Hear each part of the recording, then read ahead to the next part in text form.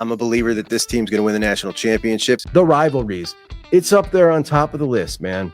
And if we allow them to devalue it, we lose a lot of what makes college football special. Don't let them do it. Don't let them devalue what it means to you. Hey, welcome into JUCK on Bucks. Appreciate you so much for joining me. The Big Ten now has 3 blue bloods in Ohio State, Michigan, and USC. In addition to those 3 historic teams, you've got Oregon, who in the last 25 years has turned into a dominant program. And you've got Penn State, who is one of the next 4 out after the 8 historic blue bloods. I've got them as number 12 on my list: Tennessee, Georgia, LSU, Penn State. And that's about as good as it gets without being a blue blood. Obviously, tremendous history. Just, 2 national championships? Yeah, 82 and 86. I got a pennant over here of, 15 different teams in the years that they won the national championships that they claim. It's pretty cool for reference to have it in a pennant form. But they weren't cheap, man. Not very cheap pennants. Anyway, the reason I'm bringing this up is because when we talk about USC, Oregon, Michigan, Ohio State, and Penn State, I was talking to my buddy Dan, and he was giving a hypothetical schedule to me. What if Ohio State had this schedule? And it was interesting that he said that, because he had, out of those 5 teams, he had Ohio State's schedule having all 4 of those other teams. And I had just been tracking how many times since the Big Ten has expanded, how many teams of the 18 teams in the Big Ten got saddled on their schedule with 4 of the 5 behemoths. And the answer was 2 times. It happened once in 2024 when Washington got saddled with 4 of those dudes. Ohio State was the one that they didn't play. And now in 2025, Northwestern has been saddled with having to play 4 of those teams. The rest of the programs, it's pretty split between having to play 3 or 2 of them. Now, the fact that only 2 out of 36 times it's happened, I'm not smart enough to figure out if that's just the odds, like maybe that's just the odds, or if they're intentionally making sure that nobody gets stuck with 5 of those programs on their schedule at once. I don't really know how they do it, how they do the schedule, like what algorithms go into it.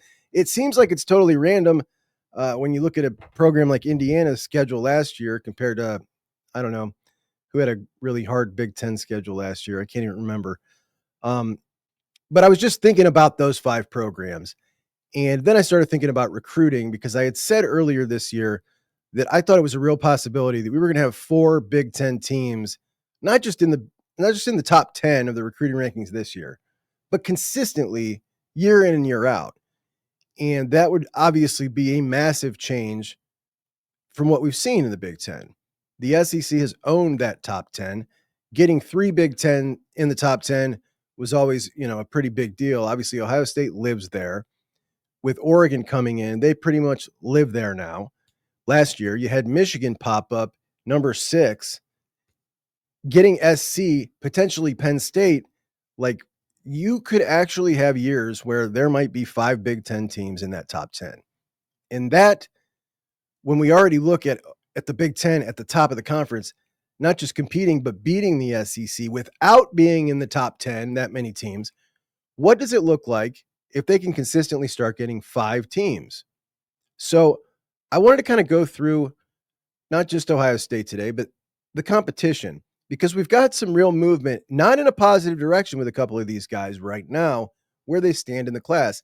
And I wanted to go over it, and I'll start with Oregon, and particularly as it affects Ohio State. Now, in the most recent month, we have talked about Luke Fahey quite a bit. Luke Fahey kind of sprung onto the scene as a quarterback that the Buckeyes want out of Mission Viejo High School. And that is Phillip Bell's high school, freshman wide receiver. And Luke was his quarterback. He's a top 25 quarterback in the class. He is a 4-star, 6'1.5" maybe, not a cannon for an arm, not great mobility, but a good arm, good mobility. He's a little playmaker, man. Bing, bing, bing, down the field. And it's at the point right now where there's really no other quarterbacks on the board. There's no momentum with anybody. Anybody else would be someone who is a flip, most likely, Like everybody who's a diamond in the rough out there has been found. And it looks like Ohio State was going to have Luke Fahey in this class.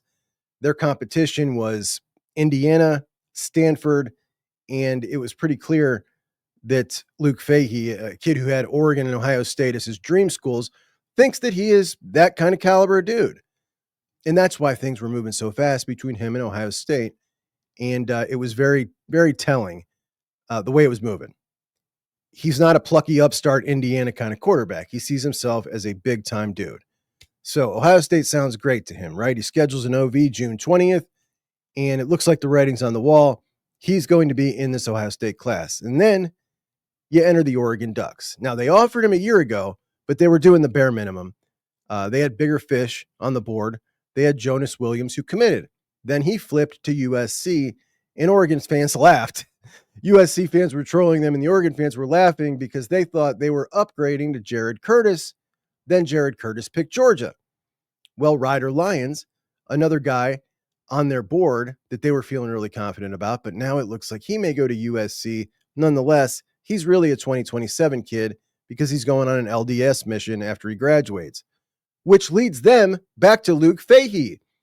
And they've now made contact.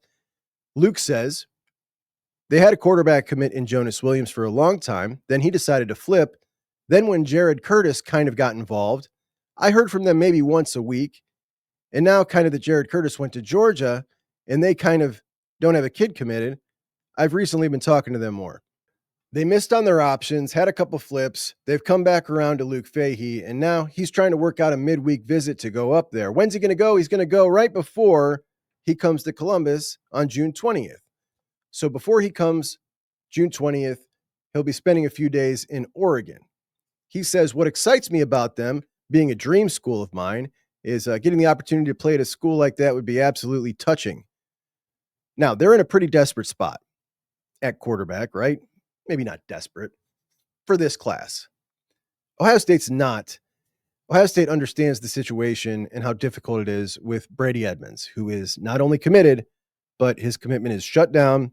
He's literally in Columbus right now, visiting the Children's Hospital, scheduled to do a charitable donation that, like, I contacted Brady about this visit that he's been on this week because I wanted to talk to him about his brother. He's got a brother, 6'6", Brandon.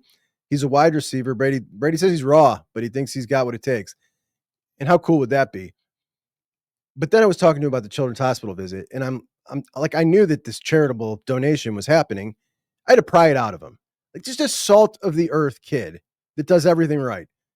Obviously a huge talent, but he is 100% committed, and that won't change. This is an old school kid with Ohio pride, even though he's not from Ohio. And he's locked in. So when you look at Ohio State, they're trying to fill this 2026 spot in a class that, if you're just looking at Tavian St. Clair and Brady Edmunds, you hope the starter from this class never plays. Like, I hate to say that, but that's the hope. You want to go from Tavian to Brady. When we look at Luke Fahey, he does kind of scream Will Stein type quarterback to me. Get the ball out fast, keep the chains moving, got some wheels. Like, he really looks like he fits with Oregon. And I wouldn't be surprised if they end up getting him in this class, if they're really pushing hard. Now, I'm not going to sweat it one bit because, like I said, the 2026 quarterback to me could be someone like a Nathan Bernhard, anybody with one big time skill, like a big arm, crazy athleticism, and then try to build them up in their deficiency. And if you do, maybe you hit on something special. At any rate, it'll be a grind now for Fahey when it looked like it was going to be a layup. So we'll see what happens there. But Luke Fahey, not the only Buckeye that Oregon is smelling desperate with. We talked about them getting spurned last week for a top offensive lineman, top 100 kid. They got beat by Cal for that kid. Cal, who just lost literally half their team in the transfer portal. They lost a flip to BYU. They missed out on Jackson Cantwell. They're really banking on Emmanuel Ahianachu. And their offensive line coach is kind of in a rough spot. Alik Terry is his name, and he has been widely panned by the fan base this class. And they got some couple of studs in the transfer portal in Emmanuel Pregnon and Isaiah World. but I'm just not someone who gives position coaches the same credit for top transfer portal guys that I do for high school commits. It's just a different dynamic. And these top tier portal guys, it has nothing to do with who's going to show me the most love, which we hear out of the recruits all the time. Definitely Florida has a chance at me. It's totally different. These guys, they understand, they're past that part of it. They're past the superficial games. It's financial and opportunity to play on a big stage. Who's going to give them the platform that they can put their self on tape against the best of the best in the NFL, and who's going to pay me the most to do it? And the role of the position coach isn't so much to win, is not to screw it up in many cases here. It's a whole lot about the head coach. It's a whole lot about the general manager and the agent. And I just don't give these position coaches this massive credit like I do for landing guys out of high school. It's just a different dynamic. So Alik Terry, he pulls a Justin Fry and starts launching offers around the country to guys he has zero relationship with. And one of those guys is JUCK favorite Aaron Thomas, who's a member of our mock class. And Aaron Thomas just made us love him more than we ever thought we would. Listen to this. So Oregon comes with this offer and tries to Oregon their way into this. And Thomas said, it was a quick phone call, about 5 minutes with Alik Terry. I was a bit surprised by the offer since it was this late in the process. Asked about if he'll visit. He said, I'll evaluate my options, talk to my family, see if it's a visit we'll want to take. But I hope to make my decision sometime by the end of June. So if I visit Oregon, it'll likely be a midweek visit because all his weekends are filled with other officials. He said, I'm grateful for the offer. I'm glad they offered, but the timing, it's a little late. I'll hear what they have to say, but it's a little late. I think we can read between the lines on what he's saying there. Aaron really appreciates that Ohio State, one of the most coveted offers in the country for anybody, was the first major school that went after him, identified him, and he's wrapping things up here. They ignored him, and now they're feeling the squeeze, and now you want to come calling? He's a man of principle, and I love it. Because I got to tell you, that's how I'd feel in most of these cases. I really like it when I see a young guy identify that and be like, nah, man, I value myself more than that. And I'm loyal to the ones who wanted me back when they had a whole lot of options. They wanted me then. And Ohio State has since Tyler Bowen walked in the door. So I appreciate that about him. Definitely one of my new favorites in this class. I say in this class, not in this class yet. Anyway, when we look at the Oregon class right now, you got a total of 7 players in the class, 4 4-star guys, just 2 top 100 guys. And the number of guys that they are missing on, it feels very different than last year. The amount of guys that they're in on feels very different than last year. You know, they got right now visits going on with some top tier dudes. Joey O'Brien, I think he ends up at Penn State or Clemson. Jet Washington, he might end up there. Brandon Arrington might end up there, or USC. Those are top of the board guys. Tyler Atkinson's out there this weekend. He's not going there. And they may land Emmanuel Hianachu. So they're still doing some good on some very high tier dudes, like looking like there's some momentum, but it just doesn't feel at all like it did last year. Last year felt like they were owning things, and I don't know what's going on, but now there's a realization amongst that fan base that USC is playing the game that they've been playing, only they're doing better this cycle than it looks like Oregon's ever done. And it feels like they're feeling the squeeze. There's a whole lot of anxiety going out there. USC currently 7 top 100 players in a 27-man class. And this one isn't like last year. This one's for real.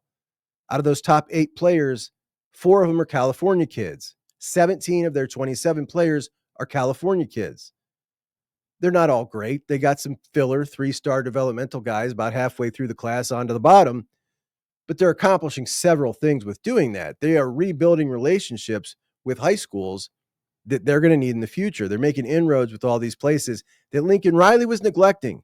He was neglecting, seems like the most obvious thing you could ever imagine. You get hired at USC, what's the first thing you do? I'm going to lock down California, which, while we talk about the massive population shift out of California and how the talent has dropped and the Nancification of the kids there, the lack of playing football, it's still the number 4 most talent-rich state, producing talent in the college ranks. So there's still a ton of talent out there, and he seemed to be ignoring it. Wasn't making relationships at places like Mater Dei and Don Bosco. Well, that's all changed since he got Chad from Notre Dame, the new GM. The Chad comes out, injects some energy, and somebody injected a whole lot of money. I mean, a whole lot of money. And USC is rolling with the Oregon game plan, locking down their state with the talent they produce in their state. And Oregon can't stop talking about how they're throwing around money, which is just the height of hypocrisy. Don't get me wrong. Look, I love the Buckeyes way more than the Trojan fans. I can't stand the Trojan fans.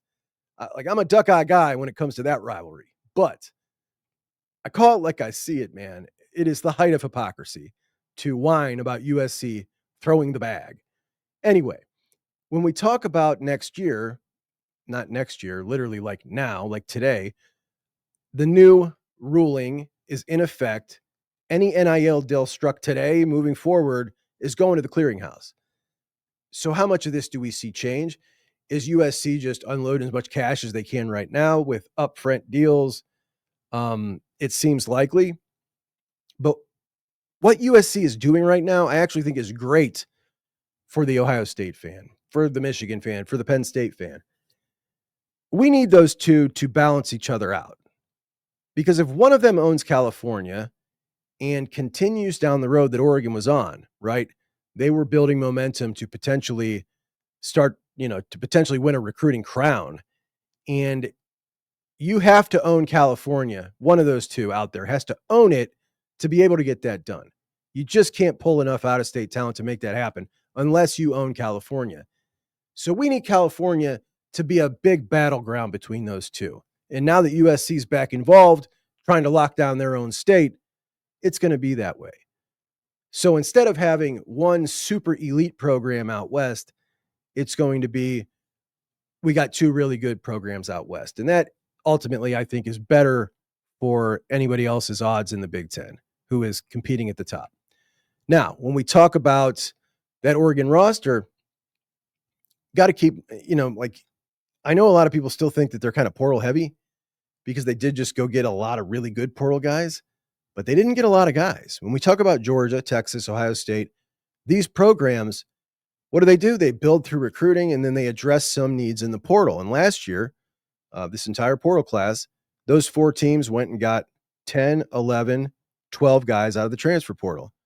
Oregon got 11 guys out of the transfer portal. And what they're telling us by that number is they now have what they feel is that championship caliber roster that all those other programs have. They lost a lot of guys, a lot of talent to the draft, graduation, and they still only needed 11 guys, the same as those other programs. So it's there. Dan Lanning knows what a championship roster looks like. Won a national championship at Georgia as the defensive coordinator.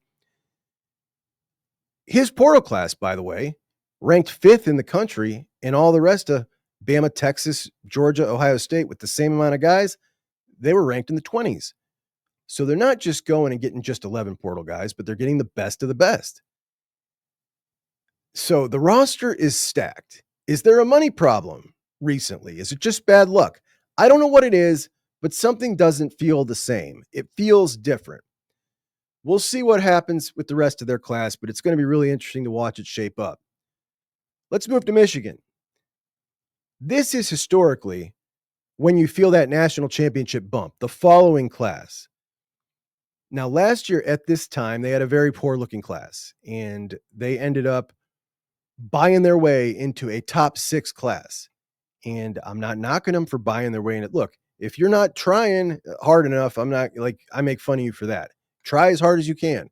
And they did, and they got themselves into the top 6. But let's call it like it is. They bought themselves their quarterback. Then they bought themselves 2 5-star offensive linemen. Bada bing, bada boom.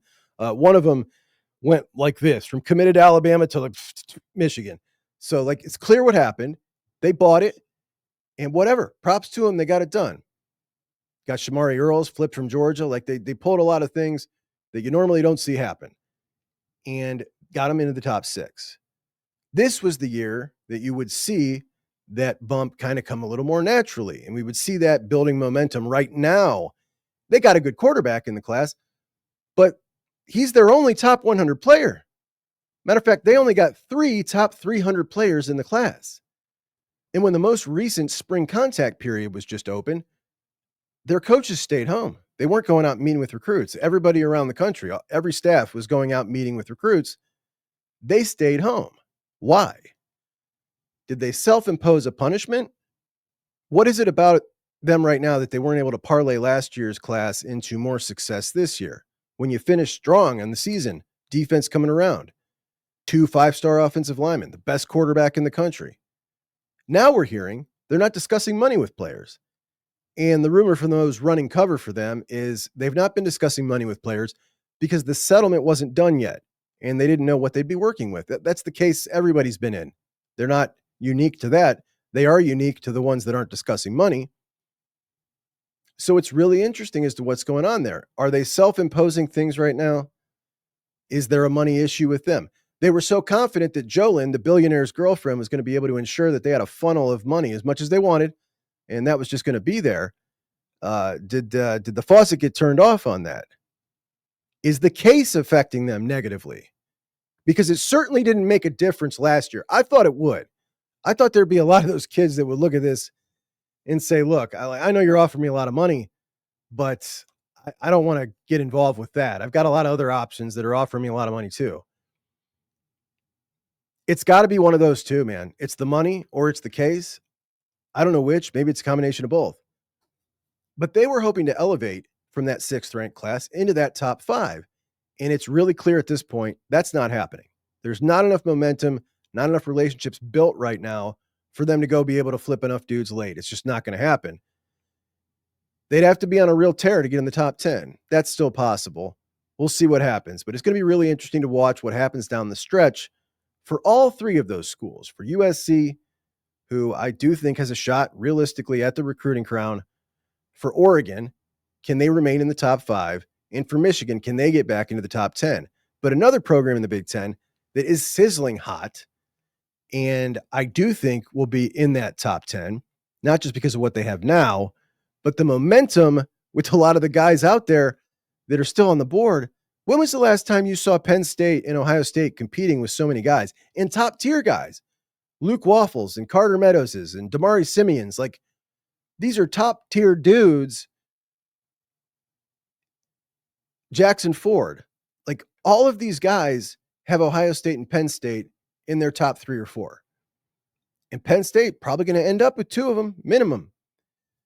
They've got 19 guys in their class so far, 2 of them quarterbacks, both rated higher than anybody on Ohio State's board, higher than Luke Fahey. Peyton Falzone, one of them that I really wanted, in the state of Pennsylvania. They locked down the number 2, 3, 4, 6, 7, and 11th player. The number 1 player, Joey O'Brien, I think ultimately, the odds favor him going to Penn State as well.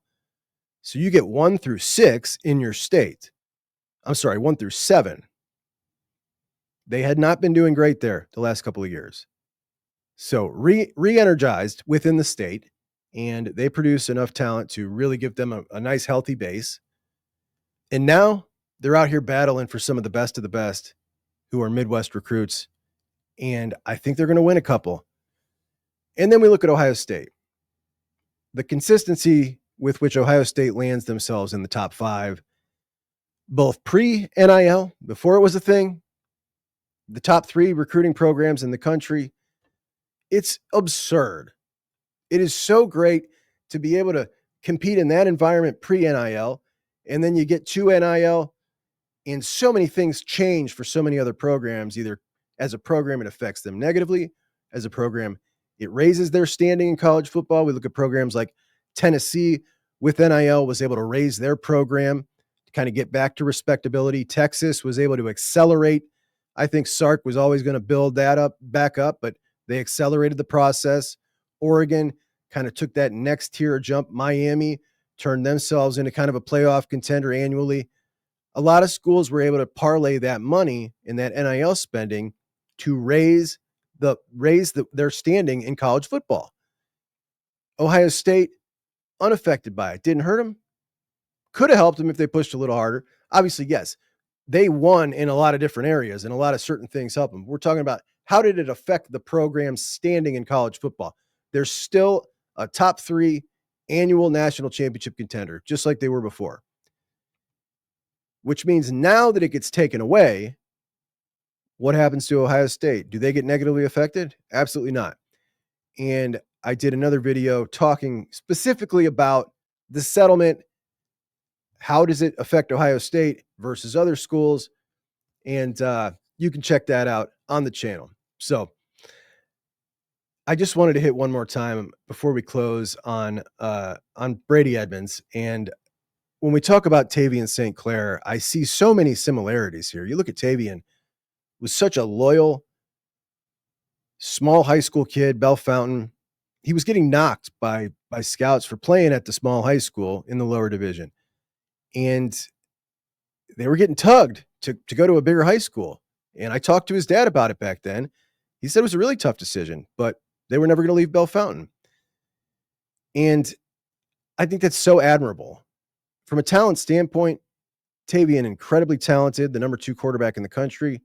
And then 2 years later, to get this stroke of luck with Brady Edmunds, who was the first quarterback in 2027 to commit out of the top 25 quarterbacks in the country. So getting your quarterback in the class that early, what a huge advantage. You got the number 1 wide receiver in Jameer Brown. Brady's out here in Columbus this week recruiting, and here's a picture of him with the number 1 tight end in the class, Brock Williams. By the way, who's the tight end and who's the quarterback in this picture? I mean, would you look at this? I said the other day, Brady's really filling out. Like, look at him. That is a 6'6" dude, 230 pounds right now, entering his junior year of high school. Kid's pressing 70-pound dumbbells on the bench. Like, he's going to be a unit. We hear people throw around Josh Allen comparisons a lot. Like, he actually could physically be a lot like Josh Allen. But he's doing everything right. 100% locked in. And to have the luxury to go from Tavian to him, and to be so fortunate that even though he's from California, his dad never even lived in Ohio. His grandfather did. And that's how deep the Buckeye roots go. Love it. Such an awesome story. Anyway, that's what we got. Appreciate you guys so much. Talk to you soon. JUCK and Bucks out.